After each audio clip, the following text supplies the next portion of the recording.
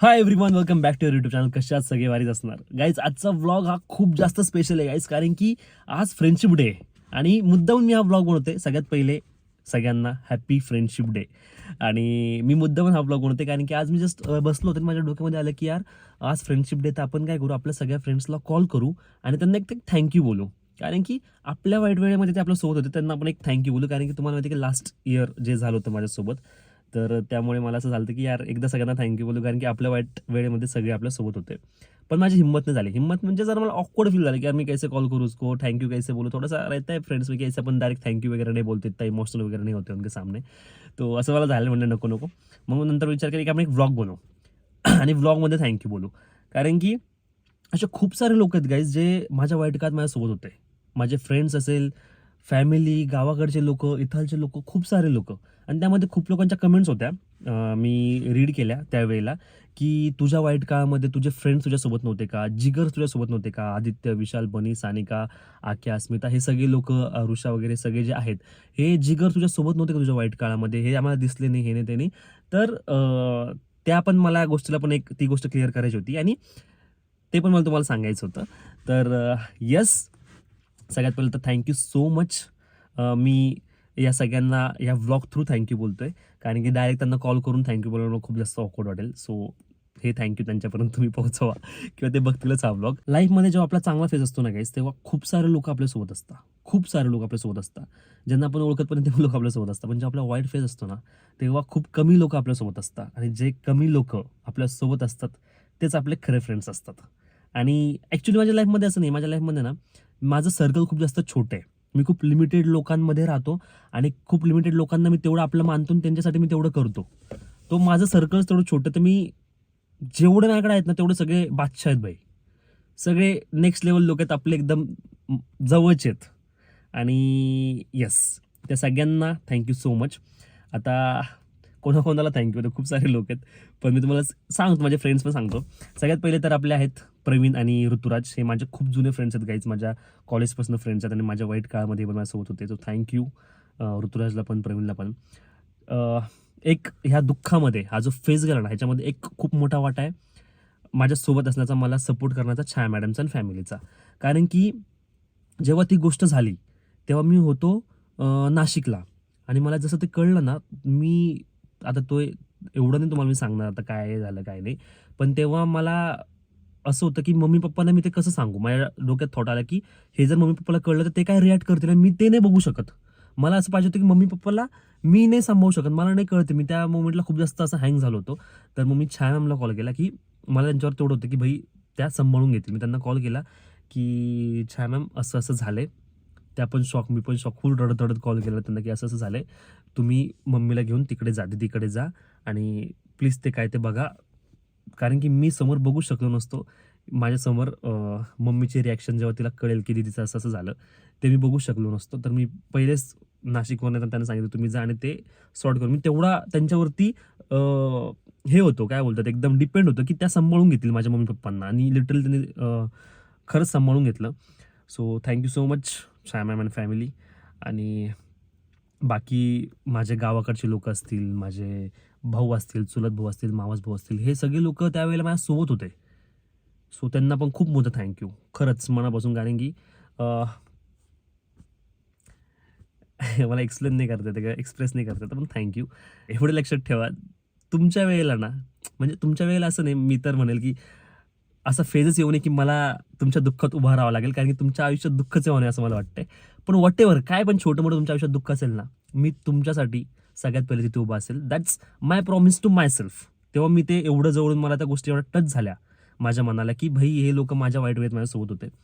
So आणि दुसरी गोष्ट जे म्हणतात की आदित्य, विशाल, सानिका, बनी, आक्या, अस्मिता, हे सगळे जे आमचे जिगर्स आहेत, ते तुझ्यासोबत नव्हते का? असे मी खूप साऱ्या कमेंट्स रीड केल्या होत्या. तर मला त्यांना पण रिप्लाय करायचा आहे की येस गाईज, हे सगळे लोक माझ्यासोबत होते.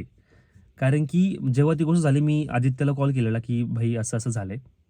सो आदित्यचं रिॲक्शन असं होतं की काय तू प्रँक ब्रिंक करतोय का? मी म्हटलं एवढा व्हिडिओ झाला का, मी प्रँक काय, मी प्रँक अशा गोष्टीचा काय प्रँक करेल.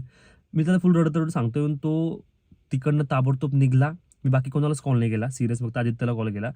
आणि मी याच्यासाठी कॉल केलेला त्याला मी याला पण कॉल केलेला, ऋतुराजला पण कॉल केलेला आणि ह्याच्यासाठी कॉल केलेला की मम्मीला आणि पप्पांना छाया मॅडम ते सांभाळून घेतील.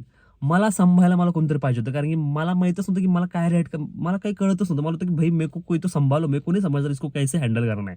तर मी फोन केला की भाई तुम आ जाओ. मी आ जाओ पण नाही बोललो, मी फक्त फोन केला. आदित्य बोलला की मी लगेच निघतोय, आलो तू टेन्शन नको घेऊ. टेन्शन नको घेऊ तू, मी आलो. आदित्य बोलला की मी लगेच निघतोय. त्यानंतर मी आलो रात्री. त्या दिवशी रात्री सगळं ते झाल्याच्या नंतर तर मी तिथं रात्री आम्ही छाया मॅडमच्या घरी थांबलो होतो. त्यावेळेला तिथे सगळे माझे फ्रेंड्स आले, सगळे जिगर्स आले. आदित्य आला, त्यानंतर सानिका आली, बनी ठाण्यावरनं आली, विशाल वेगळा आला, आक्या आला, अस्मिता आला, एक माऊ म्हणून पण आहे त्यांचं आणि माझं असं एवढं कधी झालेलं नाही, असं काय एवढं आम्ही भेट नाही झालेली की नाही, पण ती मुलगी पण माझ्यासाठी आली तिकडनं. तर मी असं होतं की भाई सगळे आले लिटरली, आदित्य, आक्या, विशाल, सानिका, मोहित, एव्हरीवन जो जिगर समजा सगळेजण आले आणि माझ्या सोबत रात्री ते माझ्यासोबत तिथे होते. मी तुम्हाला सांगू शकत नाही गाईज की तो जो आधार असतो ना, कारण की त्यावेळेला जेव्हा आपली वाईट वेळ असते ना, त्यावेळेला आपल्याला बाकी काहीच नको असतं. आपल्याला फक्त पाहिजे असतं की आपल्यासोबत कोणतरी उभा राहावा, आपल्याला कोणतरी धीर द्यावा, आपल्याला कोणतरी समजून घ्यावा. That's it. आणि ही गोष्ट फक्त फ्रेंड्सच करू शकता. सो हे सगळे लोक एवढ्या दुरून माझ्यासाठी त्या रात्री तिथं आले. त्यांनी मला सांभाळलं. त्यांनी ट्राय केलं मला त्या फेजमधनं बाहेर काढण्यासाठी. लिटरली त्या दिवशी ते माझ्यासोबत होते, दुसऱ्या दिवशी ते गेले. पण नंतर पण आमचे कंटिन्यू कॉल्सवरती मला बोलतील किंवा मग कंटिन्यू ते मला त्या गोष्टीतनं बाहेर काढण्यासाठी हेल्प करत होते. सो येस, जे तुम्हाला वाटत होतं की जिगर तुझ्या वाईट वेळेवर तुझ्यासोबत नव्हते, तर असं काही नव्हतं. हे सगळे लोक माझ्यासोबत होते आणि मनापासून मला त्यांना थँक्यू बोलायचं ह्या व्हिडिओमधनं की थँक्यू एव्हरीवन. तुम्ही सगळे माझ्या वाईट वेळेत माझ्यासोबत होते आणि मी तुमच्या वेळेला सगळ्यात पहिले तुमच्या समोर तिथे उभा असणार. सगळ्यात पहिले तुमच्यावरती अशी कुठली वाईट वेळ यायलाच नाही पाहिजे. But that's my promise to myself की भाई ये लोग मेरे साथ थे, मेरे को इनके साथ खडे रहना है जब भी इनके ऊपर टाइम आएगा. सो खूप डेंजर फेज होता तो माझ्या लाईफमधला आणि त्या फेजमध्ये थँक्स, खरंच थँक्स. आणि असंच ऋतुराज झालं, प्रवीण झालं, हे माझे जुने फ्रेंड्स आहेत, खूप जुने फ्रेंड्स आहेत आणि ते पण माझ्यासोबत तिथे होते आणि त्यांनी पण मला खूप सांभाळून घेतलं. सो त्यांना पण thank you. Even Chhaya ma'am and family, त्यांना पण थँक्यू, कारण की त्या फेजमध्ये त्यांनी थ्रूआउट तेवढे काय 4-5-6 महिने आमचे जे गेले ते खूप डेंजर गेले आणि त्यांनी खूप जास्त सांभाळलं guys. I can tell you, literally जर माझी एखादी दुसरी बहीण असती त्या फेजमध्ये आणि तिने ज्या प्रकारे सगळं सांभाळलं असतं, त्या प्रकारे छाया मॅमनी तेवढं मी त्यांच्यावरती डिपेंड होतो की त्या हक्काने होतो की भाई वो सांभाळ लेंगे त्या टाईपमध्ये, आणि त्यांनी पण खरंच सांभाळून घेतलं. सो त्यांना पण थँक्यू. मी असं त्यांना पण असं अगदी 1 to 1 थँक्यू नाही बोललोय, पण त्यांना पण थँक्यू. आणि सगळ्यांनाच थँक्यू. माझे चुलत भाऊ, मावस भाऊ असतील, सगळ्यांना थँक्यू. माझे गावाकडचे लोक लिटरली गाईज, तुम्हाला एक गोष्ट आता मला सांगायला हे होईल की मी गावाकडे खूप कमी जायचो आणि जेव्हा दीचं ते झाल्यानंतर आम्ही ते छाया मॅडमच्या इकडे फ्लॅटवरती थांबलो. तर सिटीमध्ये असं असतं ना गाईज, छाया मॅमच्या बाजूला राहणाऱ्या लोकांना सकाळपर्यंत माहीत नव्हतं की काय झालं. त्या फ्लॅटमध्ये राहणाऱ्या लोकांना सकाळपर्यंत माहीत नव्हतं काय झालं. त्यांना सकाळी, म्हणजे असे लोक सिटीमध्ये असतात आणि गावाकडे लिटरली सगळे लोक, सगळे आमचे पाहुणे वगैरे सगळ्या गावाकडनं एकत्र येऊन तिथे आमच्यासोबत उभा होते. आमच्या त्या फेजमध्ये सगळे ते उभा होते. सो एक गोष्ट आहे की भाई गाव के लोक, माझ्याकडे ॲक्च्युली शब्द नाही आहेत सगळ्यांना थँक्यू बोलायला.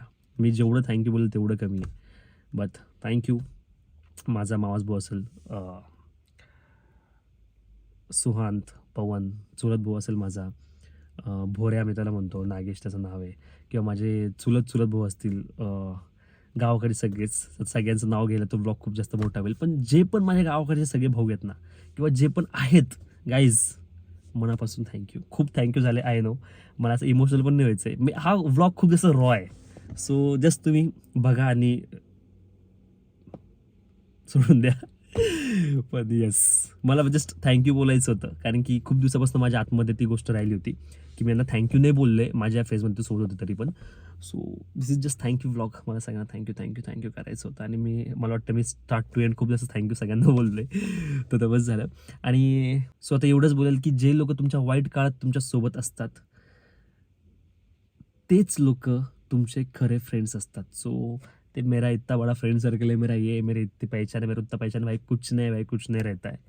जे तुमचे जिगरी आहेत ना 4, 5, 8, 10, 15 जण तेवढंच ठेवा. जास्त काय खूप फ्रेंड सर्कल वगैरे असं काही करू नका. त्यांच्यामध्ये एवढं सगळ्यांना एवढा टाईम देत बसू नका. तुमच्या स्वतःकडे लक्ष द्या, तुमच्या फॅमिलीकडे लक्ष द्या आणि तुमच्या मोजक्या फ्रेंड्सकडे लक्ष द्या. That's it. तीच लाईफ आहे, तेच लोक तुमच्यासोबत तुमच्या आयुष्यात कामाला येणार आहे. आणि मी एक लाईफमध्ये एक शिकलो आहे की उगाच कोणाला पण असं फ्रेंड्स वगैरे हे ते मी नाही जास्त फ्रेंड्समध्ये राहत. माझं फ्रेंड सर्कल खूप जास्त कमी आहे.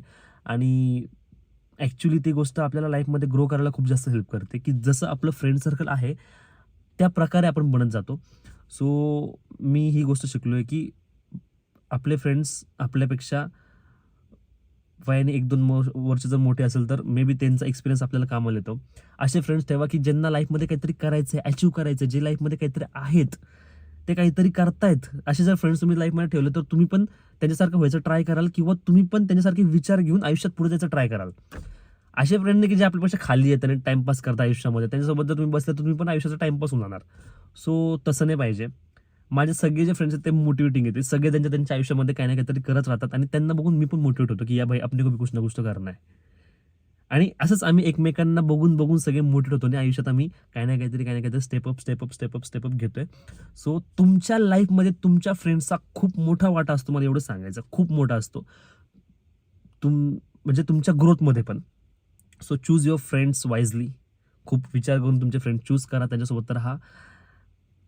वाईट वळणावरती जाऊ नका, कारण की जर तुम्ही फ्रेंड्ससोबत वाईट वळणावरती गेले तर life is destroy guys. Just विचार करा गाईज, आपल्यासोबतचा जो फ्रेंड आहे तो विचार करतो की मला हा बिझनेस करायचा आहे, मला असं काहीतरी करायचं. आपल्या पण डोक्यात काय येणार की हा यार भाई अपने को भी ऐसा कुछ तो करना है. जर त्याने बिझनेस केला तर मला काय वाटेल, नाही यार मी काय जॉब करतोय, मला पण काहीतरी बिझनेस करायचा सारखा, मला पण काहीतरी करायचं आहे. त्याने गाडी घेतली, मला काय वाटेल भाई मेरा दोस्त ले सकता तो मैं भी गाडी लूंगा. त्याने घर घेतलं, मला वाटेल भाई मी पण घेऊ शकतो, माझ्यात पण तेवढे गट्स आहेत, त्याने तो घेऊ शकतो, मी पण घेऊ शकतो.